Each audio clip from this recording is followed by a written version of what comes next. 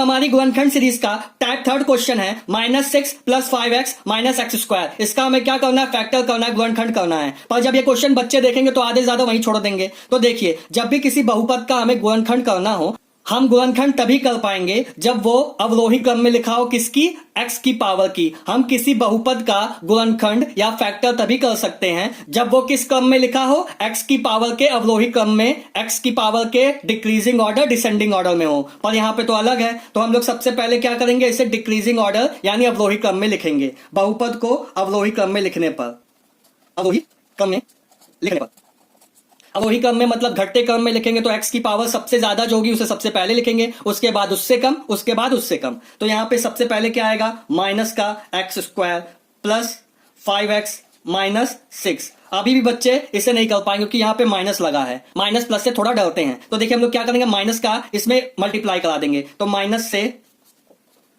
गुणा कराने पर या मल्टीप्लाई करने पर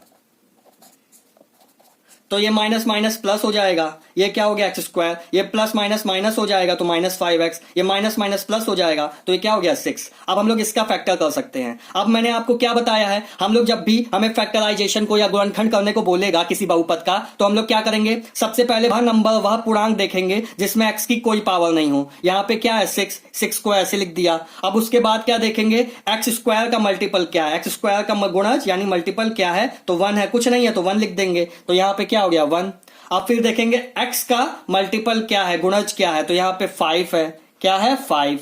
इतना करने के बाद मैं आपको बता देता हूं कि गुणनखंड में हम लोग करते क्या हैं। देखिए सबसे पहले जिसमें x की घात नहीं होगी अर्थात केवल नंबर होगा उसको लिख देंगे, फिर x का गुणज यानी मल्टीपल लेंगे, इन दोनों का गुणा करा देंगे। इन दोनों का गुणा कराने के बाद जो भी आएगा फिर उस नंबर का हम लोग प्राइम फैक्टराइजेशन करेंगे यानी अभाज्य गुणनखंड कर देंगे। अभाज्य गुणनखंड जैसा कि आपको नाम से ही पता चल रहा है, इस संख्या को हम लोग ऐसी संख्याओं में तोड़ेंगे जो केवल खुद की टेबल में आती हो या खुद से कटती हो। इतना करने के बाद हम लोग देखेंगे कि x का गुणज क्या है, x का मल्टीपल क्या है। फिर हम इन गुणनखंडों को ऐसे व्यवस्थित करेंगे कि इन सबको जोड़ने या घटाने पर x का गुणज आ जाए। बस यही प्रोसेस होता है गुणनखंड का। तो चलिए आगे क्वेश्चन सॉल्व करते हैं। 6 और x² का मल्टीपल इन दोनों का गुणा करा देंगे तो कितना हो जाएगा, 6 × 1 = 6 हो गया। अब हमें 6 का प्राइम फैक्टराइजेशन करना है, अभाज्य गुणनखंड करने हैं। इसका मतलब हमें इसे ऐसे भागों में बांटना है जो केवल खुद की टेबल में आते हो। जैसे इसको 2 × 3 लिख देंगे तो 2 भी केवल खुद की टेबल में आता है, 1 की टेबल में आता है, 3 भी केवल खुद की टेबल में आता है, 1 की टेबल में आता है। तो 6 के 2 और 3 क्या हो गए, अभाज्य गुणनखंड हो गए, प्राइम फैक्टर हो गए। इतना समझ में आया। अब हम देखेंगे 2 × 3 6 हो रहा है और 2 और प्लस 3 कितना हो रहा है, 5 हो रहा है। तो यही हमारे क्या गुणनखंड है। अब हम लोग इसको यहां लिख देते हैं, x² - 5 को हम लोग 2 + 3 लिख देंगे, 2 + 3 यहां पे क्या 6। अब हम लोग क्या करेंगे, नेक्स्ट स्टेप में माइनस का अंदर मल्टीप्लाई करा देंगे। तो प्लस का 2 माइनस का अंदर जाएगा तो क्या हो जाएगा, माइनस का 2x, x का इधर से मल्टीप्लाई, माइनस का इधर से, तो ये हो जाएगा प्लस माइनस प्लस माइनस, ये क्या होगा 3x का अंदर मल्टीप्लाई, x का अंदर मल्टीप्लाई 3x हो जाएगा प्लस 6। अब इसे छोटे छोटे टुकड़ों में बांट लेंगे तो x² को हम लोग x × x लिख सकते हैं, माइनस 2 × x, इसको क्या 3 × x, और प्लस को जो यहां पे हम लोग ने बांटा है 2 × 3, इसको ऐसे ही लिखेंगे 2 × 3। आया समझ में। अब देखिए यहां पे x है, यहां पे क्या है, पहले दोनों में x कॉमन आ रहा है तो यहां पे क्या बचेगा, x बचेगा, और यहां पे क्या बचेगा, -2 बचेगा।